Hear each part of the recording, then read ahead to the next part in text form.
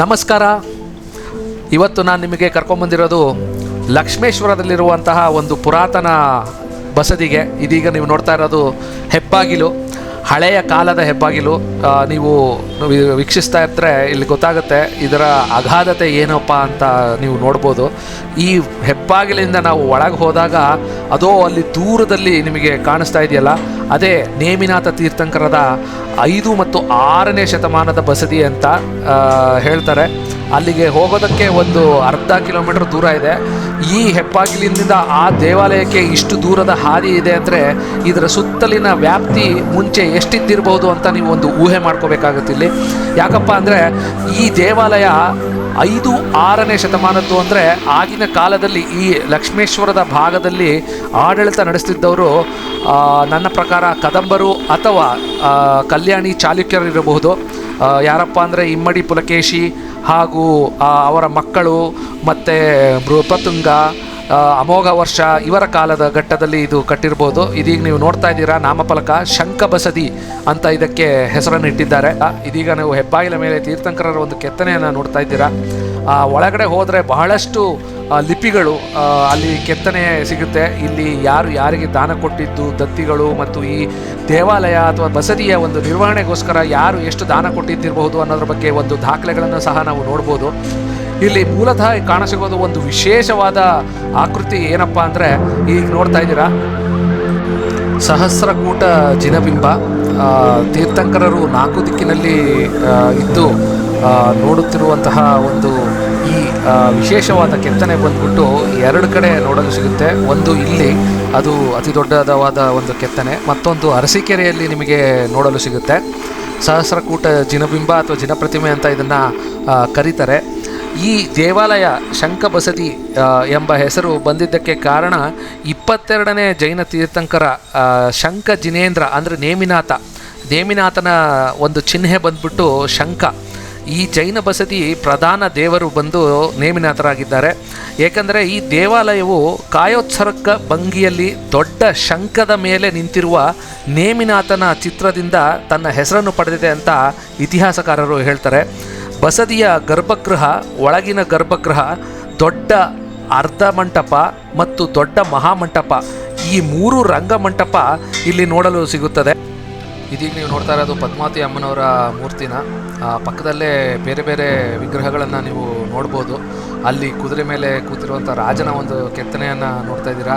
ಇದೊಂದು ದೇವಿ ವಿಗ್ರಹ, ಅದೇ ರಾಜನ ಕೆತ್ತನೆ ಇರುವಂಥ ವಿಗ್ರಹ. ಇದು ತಾಮ್ರದ ಒಂದು ಹಾಳೆ. ಈ ದೇವಾಲಯವು ಮೇಗುತಿ ದೇವಾಲಯಕ್ಕಿಂತ ಹಳೆಯ ರಚನೆ ಆಗಿರೋದು ತುಂಬ ಸ್ಪಷ್ಟವಾಗಿ ಕಾಣುತ್ತೆ.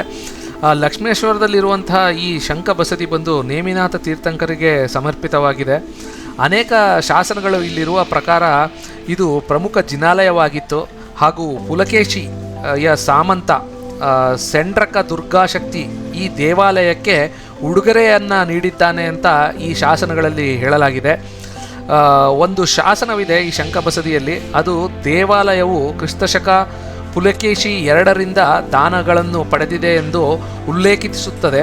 609 ಸುಮಾರು 642 ಕ್ರಿಸ್ತ ಶಕ ತಾರೀಕಿನಲ್ಲಿ ಇದರ ಉಲ್ಲೇಖ ಇದೆ. ವಿನಯಾದಿತ್ಯನ ಶಾಸನ 686 ದಿನಾಂಕ ದೇವಗಣ ಮತ್ತು ಮೂಲ ಸಂಘದ ಜೈನ ಆಚಾರ್ಯರಿಗೆ ನೀಡಿದ ಅನುದಾನವನ್ನು ಉಲ್ಲೇಖಿಸುತ್ತದೆ. ವಿನಯಾದಿತ್ಯನ 723 ದಿನಾಂಕದ ಒಂದು ಶಿಲಾಶಾಸನವು ಶ್ರೀ ಪೂಜ್ಯ ಪಾದರ ಶಿಷ್ಯರಿಗೆ ಆಶ್ರಯ ನೀಡಲಾಗಿದ್ದ ನಿರವಧ್ಯ ಪಂಡಿತನಿಗೆ ನೀಡಿದ ಅನುದಾನವನ್ನು ಉಲ್ಲೇಖಿಸುತ್ತದೆ. ವಿಕ್ರಮಾದಿತ್ಯ ಮತ್ತೊಂದು ಶಾಸನ 734 ದಿನಾಂಕ ಶಂಖ ಜಿನಾಲಯ ನೀಡಿದ ಉಡುಗೊರೆಗಳನ್ನು ಉಲ್ಲೇಖಿಸುತ್ತದೆ.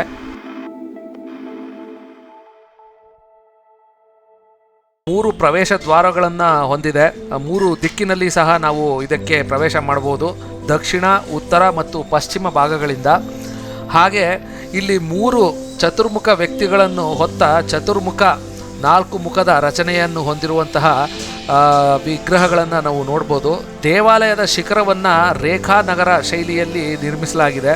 ಹಾಗೆ ಈ ದೇವಾಲಯದ ವಿಶಿಷ್ಟ ಲಕ್ಷಣವೆಂದರೆ ಸಹಸ್ರಕೂಟ ಜಿನಬಿಂಬ. ಇದಾಗಲೇ ನಾನು ನಿಮಗೆ ತೋರಿಸಿದ್ದೀನಿ. ಇದೀಗ ನೀವು ನೋಡ್ತಾ ಇದ್ದೀರಾ ಗರ್ಭಗೃಹದಲ್ಲಿರುವಂತಹ ನೇಮಿನಾಥ ತೀರ್ಥಂಕರರ ಒಂದು ಪ್ರತಿಮೆ. ಹಾಗೆ ಪಕ್ಕದಲ್ಲಿಯೇ ಮತ್ತೊಂದು ತೀರ್ಥಂಕರರ ಒಂದು ಪ್ರತಿಮೆಯನ್ನು ನೀವು ನೋಡ್ಬೋದು. ಈ ದೇವಾಲಯ ಬಂದ್ಬಿಟ್ಟು ಬಹಳಷ್ಟು ಪುರಾತನ ಇತಿಹಾಸ ಉಳ್ಳಂತಹ ದೇವಾಲಯವಾಗಿದೆ. ಸುಮಾರು 734-35 ಕ್ರಿಸ್ತಶಕದಲ್ಲಿ ದೇವಗಣದ ಶ್ರೀ ವಿಜಯದೇವ ಪಂಡಿತಾಚಾರ್ಯರು ದೇವಾಲಯದ ದುರಸ್ತಿ ಮಾಡಲು ಹಣವನ್ನು ಪಡೆದಿರುವ ಒಂದು ಉಲ್ಲೇಖನ ಈ ಶಾಸನಗಳಲ್ಲಿ ನೋಡ್ಬೋದು. ಹಾಗೆ ವಿಜಯಾದಿತ್ಯನ ಸಹೋದರಿ ಕುಂಕುಮ ಮಹಾದೇವಿ ಕೀರ್ತಿವರ್ಮನ್ ಆಳ್ವಿಕೆಯಲ್ಲಿ ದೊಡ್ಡ ಜೈನ ದೇವಾಲಯ ಇದಾಗಿತ್ತಂತ ಮತ್ತು ಅವರೇ ಈ ದೇವಾಲಯವನ್ನು ನಿರ್ಮಿಸಿದರು ಅಂತಲೂ ಉಲ್ಲೇಖಗಳನ್ನು ನಾವು ನೋಡ್ಬೋದು. ಲಕ್ಷ್ಮೇಶ್ವರವನ್ನು ಚಾಲುಕ್ಯದ ರಾಜವಂಶರು ಜೈನ ಕೇಂದ್ರವಾಗಿ ಸ್ಥಾಪಿಸಿದ್ರು. ಹಾಗೂ ರಾಷ್ಟ್ರಕೂಟರು ಸಹ ಅವರ ಅವಧಿಯಲ್ಲಿ ರಾಷ್ಟ್ರಕೂಟರ ಕಾಲದ ಸ್ಮಾರಕಗಳನ್ನು ಇಲ್ಲಿ ಹೊಂದಿದ್ರು ಅಂತ ನಾವು ಬಹಳಷ್ಟು ಕುರುಹುಗಳನ್ನು ನೋಡ್ಬೋದು. ಇದೀಗ ನಾವು ಛಾವಣಿಗೆ ಹೊರಟಿದ್ದೀವಿ. ಆ ಛಾವಣಿಯ ಮೇಲ್ಗಡೆ ನಾನು ಮೆಟ್ಟಿಲುಗಳನ್ನು ಹತ್ತಿಕೊಂಡು ಬಂದರೆ ಅಲ್ಲಿ ದಾನವನ್ನು ಕೊಟ್ಟು ಒಂದು ಗೋಪುರವನ್ನು ಕಟ್ಟಿಸಿರುವಂತಹ ಒಂದು ಕುರುಹುಗಳನ್ನು ನೋಡ್ಬೋದು. ಆ ಗೋಪುರದ ಒಳಗಡೆ ಒಂದು ಪುರಾತನ ಜೈನ ತೀರ್ಥಂಕರರ ವಿಗ್ರಹವಿದೆ. ಹಾಗೆ ಆ ಗರ್ಭಗೃಡಿ ಅಥವಾ ಗೋಪುರದ ಪಕ್ಕದಲ್ಲಿ ಒಂದು ಪಾಳು ಬಿದ್ದಿರುವಂತಹ ವಿಗ್ರಹವನ್ನು ಸಹ ನಾವು ನೋಡ್ಬೋದು. ಇದೀಗ ನಾವು ಗೋಪುರದ ಒಳಗಡೆ ಇರುವಂತಹ ತೀರ್ಥಂಕರರ ಒಂದು ಹಳೆಯ ಮೂರ್ತಿಯನ್ನು ನೋಡ್ತಾ ಇದ್ದೀವಿ. ಇದೀಗ ನೀವು ಗಮನಿಸ್ಬೋದು ಆ ಕೆತ್ತನೆಗಳು, ಆ ಕೆತ್ತನೆಯ ಶೈಲಿ ಬಂದು ಬಹಳ ಪುರಾತನವಾದದ್ದು. ಹಾಗೆ ಈ ಗೋಪುರದ ಪಕ್ಕದಲ್ಲಿ ನಾವು ನೋಡಿದ್ರೆ ಒಂದು ಪಾಳು ಬಿದ್ದಂತಹ ಜೈನ ತೀರ್ಥಂಕರರ ಮೂರ್ತಿಯೇ ಇದೆ. ಅಲ್ಲಿ ನೀವು ದೂರದಲ್ಲಿ ಕಾಣ್ತಾ ಇರೋದು ಒಂದು ಪೀಠ. ಆ ಪೀಠದಲ್ಲಿ 24 ತೀರ್ಥಂಕರರ ಮೂರ್ತಿಗಳಿದ್ವು. ಅದರಲ್ಲಿ ಒಂದು ತೀರ್ಥಂಕರರ ಮೂರ್ತಿ ಇದೇ ಆಗಿದ್ದಿರಬಹುದು, ಅದು ಮುರಿದು ಬಿದ್ದಿದೆ. ಈ ಪೀಠದಲ್ಲಿ 24 ತೀರ್ಥಂಕರರ ಮೂರ್ತಿ ಇದ್ದವು ಅನ್ನೋದಕ್ಕೆ ಆಧಾರ ಏನಪ್ಪ ಅಂದರೆ ಅಲ್ಲಿ 24 ಗುಣಿಗಳಿದ್ದಾವೆ ಆ ಪೀಠದ ಮೇಲೆ. ಆ ಗುಣಿಗಳ ಒಳಗಡೆ ತೀರ್ಥಂಕರರ ಮೂರ್ತಿಯನ್ನು ನಿಲ್ಲಿಸೋದಕ್ಕೆ ಮಾಡುವಂತಹ ಗುಣಿ ಅದು. ಆ ಗುಣಿಗಳ ಮೇಲೆ ಆ ವಿಗ್ರಹಗಳು ಇದ್ದವು. ಅದು ನಾಶವಾಗಿದೆ ಅನ್ನೋದು ಬಹಳ ಎದ್ದು ಕಾಣಿಸ್ತಾ ಇದೆ.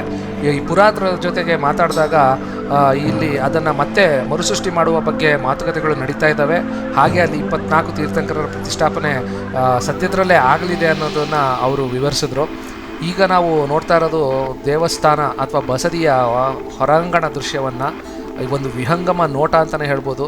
ಇಲ್ಲಿ ಅವರಿಗೆ ರಿನೋವೇಷನ್ ಟೈಮಲ್ಲಿ ಸಿಕ್ಕಿರುವಂತಹ ಎಲ್ಲ ಒಂದು ಸಣ್ಣ ಪುಟ್ಟ ವಿಗ್ರಹಗಳನ್ನು ಅವರಿಗೆ ತಿಳಿದ ಮಟ್ಟಿಗೆ ಅಲ್ಲಲ್ಲಿ ಜೋಡಿಸಿ ಇಟ್ಟು ಈ ದೇವಾಲಯವನ್ನು ಮರುಸೃಷ್ಟಿ ಮಾಡಿದ್ದಾರೆ. ಇದೀಗ ನೀವು ಅಲ್ಲಿ ನೋಡ್ತಾ ಇರ್ಬೋದು ಕೆತ್ತನೆಗಳು, ತೀರ್ಥಂಕರರ ಮೂರ್ತಿಗಳು, ನಟರಾಜ ಮತ್ತು ಬೇರೆ ಬೇರೆ ನೃತ್ಯ ಸುಂದರಿಯರ ಕೆತ್ತನೆಗಳನ್ನು, ಹಾಗೆ ಇನ್ನಿತರ ಕೆತ್ತನೆಗಳನ್ನು ಹಾಗಾಗಿ ಎಲ್ಲೆಲ್ಲಿ ಸಾಧ್ಯವೋ ಅಲ್ಲಲ್ಲಿ ಜೋಡಿಸಿ ಇದನ್ನು ರಿನೋವೇಷನ್ ಟೈಮ್ನಲ್ಲಿ ಹಾಗೆ ಕೂರಿಸಿ ಇಟ್ಟಿದ್ದಾರೆ ಅಂತಲೇ ತುಂಬ ಚೆನ್ನಾಗಿ ಗೊತ್ತಾಗುತ್ತೆ. ಯಾಕೆಂದರೆ ಈ ದಾಳಿಗೆ ತುತ್ತಾಗಿ ಇದು ನಾಮಾವಶೇಷವಾಗಿತ್ತು. ಅದನ್ನಕ್ಕೆ ಕಾಯಕಲ್ಪ ಕೊಟ್ಟು ಇಷ್ಟರ ಮಟ್ಟಿಗೆ ಅದನ್ನು ನೋಡಿಕೊಂಡು ಇಲ್ಲಿವರೆಗೂ ತಗೊಂಡು ಬಂದಿದ್ದಾರೆ ಅಂತಲೇ ಹೇಳ್ಬೋದು. ಇದೀಗ ನೀವು ನೋಡ್ತಾ ಇರೋ ಹಾಗೆ ಹೊರಗಡೆಯಿಂದ ನಾವು ನೋಡ್ತಾ ಇದ್ದರೆ ಇಲ್ಲಿ ಬಹಳಷ್ಟು ಕಿಂಡಿಗಳಿದ್ದವು. ಅದನ್ನು ಗಾರೆಯಲ್ಲಿ ಮುಚ್ಚಿದ್ದಾರೆ ಅನ್ನೋದನ್ನು ಬಹಳ ಸ್ಪಷ್ಟವಾಗಿ ಎದ್ದು ಕಾಣ್ತಾ ಇದೆ. ದುರಸ್ತಿ ಕಾರ್ಯದ ಸಮಯದಲ್ಲಿ ಅಲ್ಲಿ ಇರುವಂಥ ಕಿಟಕಿಗಳ ಕಿಂಡಿಗಳನ್ನು ಮುಚ್ಚಿಬಿಟ್ಟಿದ್ದಾರೆ, ನೀವು ನೋಡ್ಬೋದು. ಹಾಗೆ ಇಲ್ಲಿ ಬಹಳಷ್ಟು ಮಿಥುನ ಶಿಲ್ಪಗಳನ್ನು ಕೆತ್ತಿರುವುದು ಬಹಳ ಎದ್ದು ಕಾಣುತ್ತೆ. ನೀವಿಲ್ಲಿ ನೋಡ್ತಾ ಇರ್ಬೋದು ವಿವಿಧ ಭಂಗಿಗಳನ್ನು ದೇವಸ್ಥಾನದ ಗೋಡೆಗಳ ಮೇಲೆ ಅತ್ಯುತ್ತಮವಾಗಿ ಕೆತ್ತಿದ್ದಾರೆ ಅಂತಲೇ ಹೇಳ್ಬೋದು. ಅದರ ಮೇಲ್ಗಡೆ ಇರುವಂತಹ ಕಿಟಕಿಗಳ ಒಂದು ಕಿಂಡಿಯಲ್ಲಿ ಗಾರೆಯನ್ನು ಮುಚ್ಚಿ ಒಳಗಡೆ ಗಾಳಿ ಬೆಳಕು ಆಡದೇ ಇರುವ ಹಾಗೆ ಮಾಡಿದ್ದಾರೆ. ಇಲ್ಲಿರುವ ಪುರೋಹಿತರು ಹೇಳ್ತಾಯಿದ್ರು ಅದನ್ನು ಮತ್ತೆ ಓಪನ್ ಮಾಡಿ ಅದನ್ನು ಸುಂದರವಾಗಿ ಗಾಳಿ ಬೆಳಕು ಆಡುವ ಹಾಗೆ ಪುನಶ್ಚೇತನ ಮಾಡುವ ವಿಚಾರ ನಡೀತಾ ಇದೆ ಅಂತ. ಇಲ್ಲಿರುವಂಥ ನಾಗರಕಲ್ಲುಗಳನ್ನು ನೀವು ವೀಕ್ಷಿಸ್ತಾ ಇದ್ದೀರಾ. ಈ ವಿಗ್ರಹ ನೋಡ್ತಾ ಇದ್ದರೆ ನನಗನ್ನಿಸುತ್ತೆ ಆ ಶಿರದ ಭಾಗ ಬೇರೊಂದು ತೀರ್ಥಂಕರರ ಭಾಗವಾಗಿತ್ತು, ಕೆಳಗಡೆ ಇರುವಂಥ ದೇಹದ ಭಾಗ ಮತ್ತೊಂದು ವಿಗ್ರಹದ ಭಾಗವಾಗಿತ್ತು. ಈಗ ನೋಡ್ತಾ ಇರೋ ಹಾಗೆ ತೀರ್ಥಂಕರರ ಮೂರ್ತಿ, ದ್ವಾರಪಾಲಕರು, ದೇವಿ ದೇವತೆಗಳು ಮತ್ತಿನ್ನಿತರೆ ಮೂರ್ತಿಗಳು ಇಲ್ಲಿ ಸಿಕ್ಕಿರುವಂಥದ್ದನ್ನು ಹಾಗೆ ಇಲ್ಲಿ ಜೋಡಿಸಿ ಈ ಗೋಡೆಗಳ ಮೇಲೆ ನಿಲ್ಲಿಸಲಾಗಿದೆ. ಇದೊಂದು ಪುರಾತನ ದೇವಾಲಯವಾಗಿರೋದ್ರಿಂದ ಇದಕ್ಕೆ ಕಾಯಕಲ್ಪ ಇನ್ನಷ್ಟು ಕೊಟ್ಟು ಇದನ್ನು ಒಂದು ನಮ್ಮ ಪುರಾತತ್ವ ಇಲಾಖೆಯವರು ಮತ್ತಷ್ಟು ಮುತುವರ್ಜಿಯಿಂದ ಇದನ್ನು ಒಂದು ಜೀರ್ಣೋದ್ಧಾರ ಮಾಡಿದ್ರೆ ಬರುವಂಥ ಪ್ರವಾಸಿಗರು ಹಾಗೂ ಈ ಜೈನ ಧರ್ಮದವರ ಬಾಂಧವಗಳಿಗೂ ಒಂದು ಬಹಳ ಮುಖ್ಯವಾದ ಸ್ಥಳವಾಗಿ ಮಾರ್ಪಾಡಾಗುತ್ತೆ ಅಂತಲೇ ಹೇಳ್ಬೋದು.